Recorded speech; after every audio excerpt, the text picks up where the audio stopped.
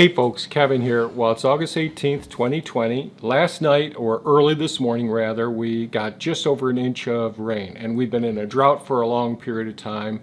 And I've been producing some videos or recording some video footage of the ponds, how low the water is as a result of the drought this year. This is our most severe drought, and how I'm working down with the beaver dams and the beaver ponds as well. And Kathy Baby actually asked a really good question. What are ponds good for other than for producing mosquitoes? And certainly we should all be aware of the potential risks of being bitten by a mosquito, because dengue fever, Zika virus, Eastern equine encephalitis, West Nile virus, all of those things are potentially transmitted by mosquitoes, and therefore lots of insecticides are used indiscriminately and inappropriately in people's housing districts to try and control unwanted mosquitoes as well. So to decrease the risk of people contracting some of these terrible viral diseases.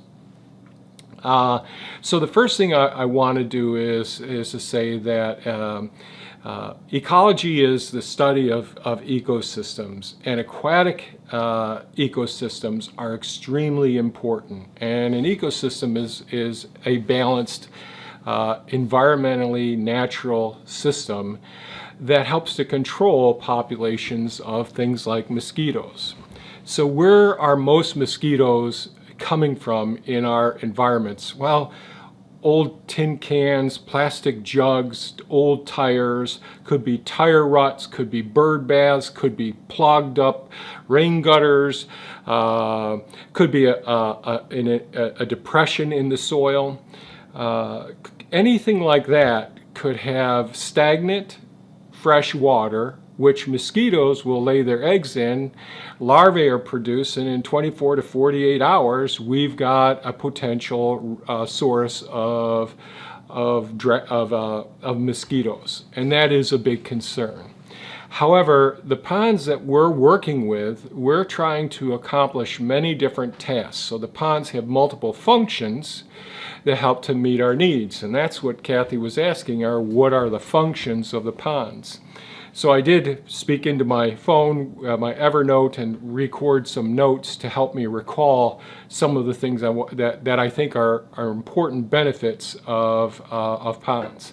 Certainly one of the biggest benefits that I like so much is the ponds are beautifully scenic. They're great sound barriers for traffic and other man-made noises that are somewhat disturbing at times, and create environmental habitats for many different species as well. So they're very pleasant places, scenic, beautiful locations where we can sit down and enjoy them.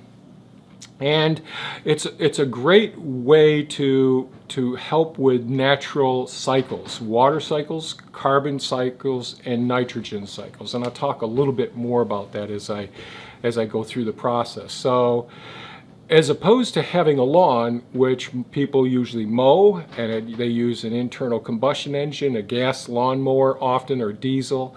And now there are electric ones as well, and they produce pollutants in the air.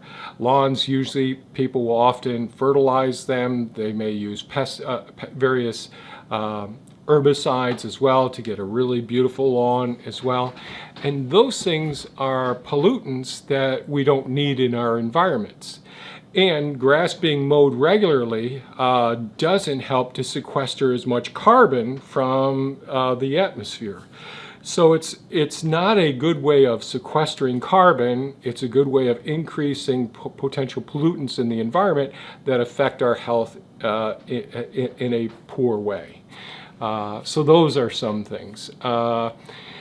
So ponds also sequester carbon dioxide and nitrous oxide. Now, nitrous oxide holds 300 times more heat in the atmosphere than carbon dioxide does. And often organic waste. So when if you're mowing lawns and let's say it's right next to a pond and that material gets into the pond, that adds more nitrogen to the system, and we can get more nitrous oxide, or farm waste runoff from farms also getting into water systems creates more nitrous oxide. And the more of that material that can be sequestered into pond systems and biologically converted into nutrient-rich, beneficial soil at the base of the pond by the microorganisms in the pond. So those are a couple of things to think about. So ponds can actually have a beneficial impact, especially on farms, for reducing greenhouse gases. That's important.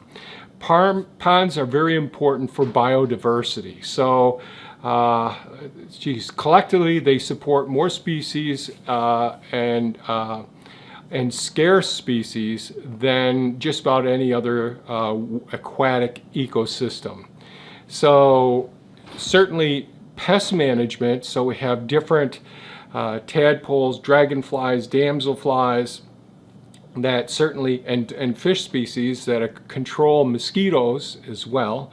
We have many different layers of plant systems in pond systems, from the ones that benthic at the base of it, the ones that are suspended in the water, and the ones that are on the surface, that help to oxygenate the water and help to provide the important oxygen for the fish species there and other aquatic species. We have a whole biodiversity in our ponds. We have clams or scallops, people will call them around here, freshwater clams. We have crayfish, we have salamanders, we have tadpoles, we have certainly a whole variety of different fish species.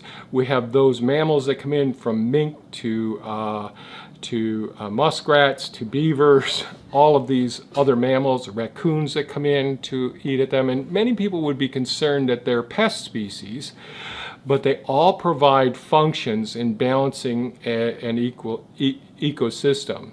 Certainly the ponds are an excellent water resource for all of the deer that are in the area, all of the various animal species. They provide a great nutrient source for many bird species as well. And I'm not just talking about the shoreline birds and the herons and all, but it really is a great resource. The pond actually helps to, if there are marginal zones around the ponds, they help to do biotransformation of harmful chemicals that are in our environment. So that's important for helping to reduce the pollutants that we're exposed to, the polycyclic aromatic hydrocarbons and the PM2s, these really air-suspended tiny molecules that result from incomplete combustion or even from barbecuing. These heterocyclic simple units that cause inflammation and transformation of some cells into a mutated state and can cause cancer or chronic inflammatory disease. So the pond is a diverse ecosystem that helps with nitrogen cycles, carbon cycles, water cycles, recharging aquifers. If the ponds are, I don't want to say maintained, but if they're designed in a way that they are self-maintaining. And certainly wetlands, and I can make videos about the stages of development of wetlands over time and their importance and how we should try and conserve and create more wetlands in our environments.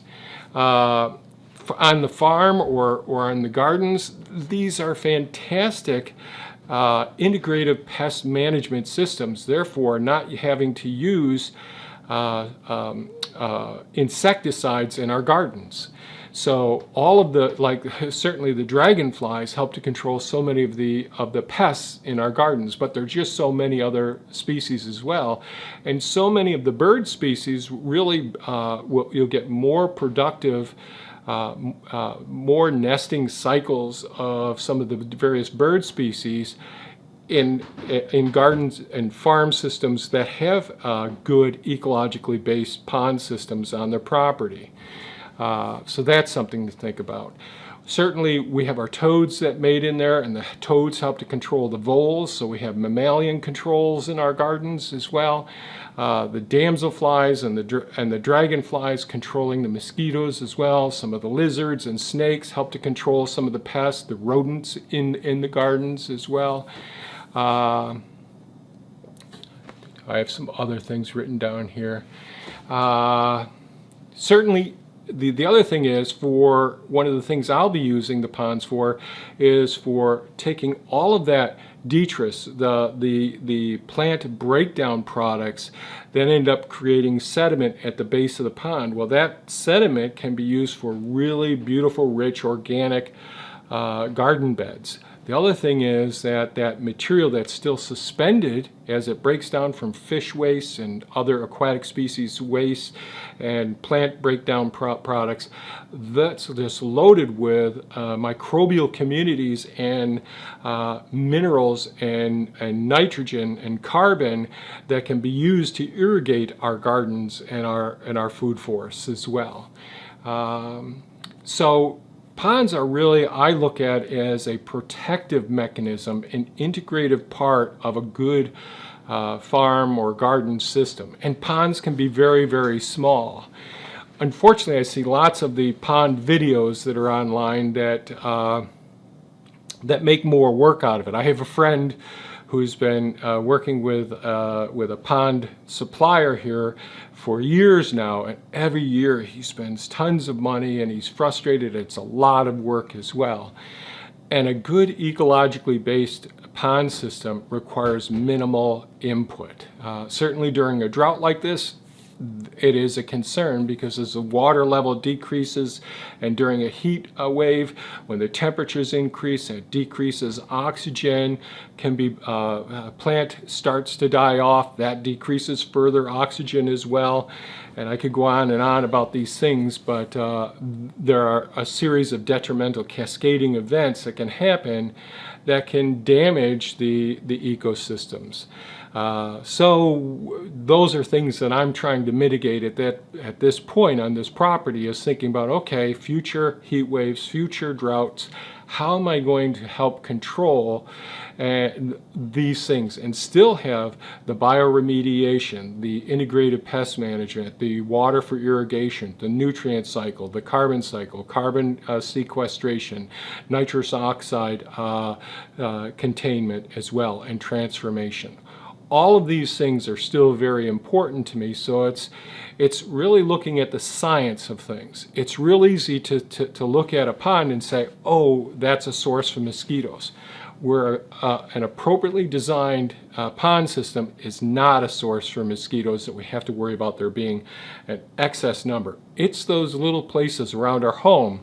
It's unattended or discarded materials, pots and pans and bird baths that the water isn't changed regularly, or a bucket that's left outside, or a plugged up rain gutter. Those sorts of things are what we need to focus on. And to try and get away from the pest control, the insecticides, the pesticides that are being used to control the mosquito populations, we need to go ahead and look at our wetland areas and try to adjust them in such a way that we bring in all of these beneficial mosquito consumers, whether they're in their larval stage or in their adult stages, and not use those pesticides that end up harming all of those beneficial insects as well. This will help our farmers, this will help with nutrient cycles, this will help with water, because water is going to be a big problem in the future as well. So I realize I'm going on a bit long about this, and I just wanted to make sure that I responded to Kathy's question, because it really is an excellent question.